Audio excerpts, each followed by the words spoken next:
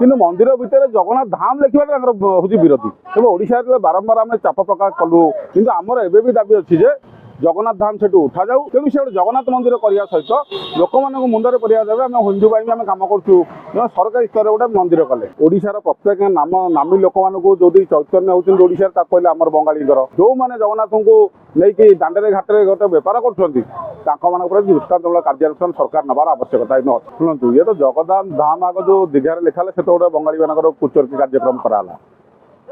ବଙ୍ଗାଳୀମାନେ ଯୁଗେ ଯୁଗେ ଚୋରି ଚପଟି କାର୍ଯ୍ୟକ୍ରମ କରିବା, ଓଡ଼ିଶାର ପ୍ରତ୍ୟେକ ନାମୀ ଲୋକମାନଙ୍କୁ ଯୋଉଠି ଚୈତନ୍ୟ ହେଉଛନ୍ତି ଓଡ଼ିଶାରେ ତାକୁ କହିଲେ ଆମର ବଙ୍ଗାଳୀଙ୍କର, ଜୟଦେବ ହେଉଛନ୍ତି ଯେଉଁ ହେଉଛନ୍ତି ଆମର ଓଡ଼ିଶାରେ ସିଏ କହିଲେ ଆମ ବଙ୍ଗାଳୀଙ୍କର, ଗୀତ ଗୋବିନ୍ଦ ଆମେ ଲେଖୁଥିଲୁ ସେସବୁ କହିଲେ। ତେଣୁ ଏ ବହୁତ କାର୍ଯ୍ୟକ୍ରମ ଭିତରେ ବଙ୍ଗାଳୀମାନେ ନିଜର କରିବା ପାଇଁ ଦେଶକୁ ଇଂରେଜ ଅମଳରୁ ସେମାନେ ବି ଯେତେବେଳେ ସମୁଦ୍ର ବେଳାଭୂମି ସବୁଠୁ ଅଧିକ ଓଡ଼ିଶାରେ ଅଛି କିନ୍ତୁ ବେ ଅଫ୍ ବେଙ୍ଗଲ କରିଦେଲେ, ବଙ୍ଗୋପସାଗର କହିଦିଆଯାଉଛି।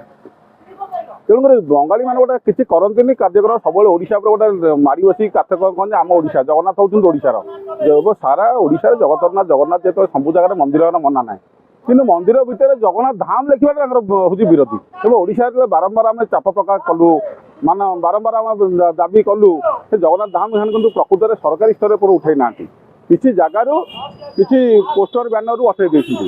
କିନ୍ତୁ ଆମର ଏବେ ବି ଦାବି ଅଛି ଯେ ଜଗନ୍ନାଥ ଧାମ ସେଠୁ ଉଠାଯାଉ, କାହିଁକିନା ସରକାର ଓଡ଼ିଶା ସରକାର ଯେତେବେଳେ ହିନ୍ଦୁତ୍ୱ ଓଡ଼ିଆ ଅସ୍ମିତା କଥା କହୁଛନ୍ତି ଏଇ ସରକାର ସେଠି ଦାବି କରନ୍ତୁ କେମିତି ସେମାନେ ଜଗନ୍ନାଥ ଧାମ ଉଠିବା ଦରକାର, ନଚେତ ସେଟା ଚାରିଟା ଧାମ ଅଛି, ଚାରିଟା ଧାମରୁ ଗୋଟେ ଜଗନ୍ନାଥ ଧାମ, ଆପଣ ସେ ଚାରିଟା ଧାମ ଭିତରେ ଆଉ ଗୋଟେ ଧାମ କେମିତି ହେଲା? ତେଣୁ ଏଇ ଯେଉଁ ଭିତରେ କିଛି ବ୍ୟବସାୟ ଚିନ୍ତାଧାରା କରୁଛନ୍ତି ଏବଂ ଓଡ଼ିଶାକୁ ଯେଉଁ ବାରମ୍ବାର ବଙ୍ଗାଳୀମାନେ ସର୍ବାଧିକ ଲୋକ ଆସୁଥିଲେ, ପଶ୍ଚିମବଙ୍ଗ ଲୋକମାନେ ଆମର ଓଡ଼ିଶାକୁ ଆସୁଥିଲେ ଜଗନ୍ନାଥଙ୍କୁ ଦର୍ଶନ କରିବା ପାଇଁ, କିଛି ଏଥିରେ ରାଜନୈତିକ ଦୃଷ୍ଟିକୋଣ ଅଛି। କାରଣ ମମତା ବାନାର୍ଜୀ କି ସେଠି ଯେଉଁ ସେକୁଲାରିଜମ୍ କହିକି ମୁସଲମାନଙ୍କୁ ଅଧିକ ପ୍ରାଧାନ୍ୟ ଦେଲା ପରେ ତାଙ୍କର ଭୋଟ୍ ବ୍ୟାଙ୍କ ସେଠି କମିଛି।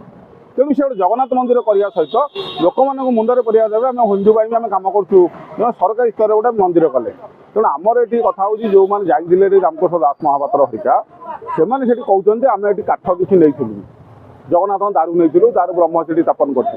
ତ ସରକାରଙ୍କର ଗୋଟେ 2 ଦିନ ତଳେ ତାଙ୍କର ଆସିଲା ଯେ ଯେଉଁ ମିଟିଂ ଡକା ହେଇଥିଲା ମନ୍ଦିର ପ୍ରଶାସନ ଡକାଇଥିଲେ, ଏଠୁ କାଠ ଚୋରି ହେଇଛି ନା ଚୋରି ହେଇନି, ସିଏ ସେଠି ବଙ୍ଗାଳୀ ଟିଭିରେ କହିଲେ ଯେ କାଠ ଚୋରି କରିଛି, ଓଡ଼ିଶାକୁ ଫେରିଲା ପରେ କହିଲେ କାଠ ଚୋରି ହେଇନି। ଏ ବିଷୟରେ ବିଧିଗତ ଭାବରେ ତଦନ୍ତ ହେଉ, କେଉଁମାନେ ରାଜନୀତିକରଣ କରୁଛନ୍ତି ଏବଂ ଜଗନ୍ନାଥଙ୍କୁ ନେଇ ବ୍ୟବସାୟକରଣ କରୁଛନ୍ତି ତାଙ୍କ ଉପରେ, ଯେଉଁମାନେ ଜଗନ୍ନାଥଙ୍କୁ ନେଇକି ଦାଣ୍ଡରେ ଘାଟରେ ଗୋଟେ ବେପାର କରୁଛନ୍ତି ତାଙ୍କମାନଙ୍କ ଉପରେ ଦୃଷ୍ଟାନ୍ତମୂଳକ କାର୍ଯ୍ୟାନୁଷ୍ଠାନ ସରକାର ନେବାର ଆବଶ୍ୟକତା ଏଇନେ ଅଛି।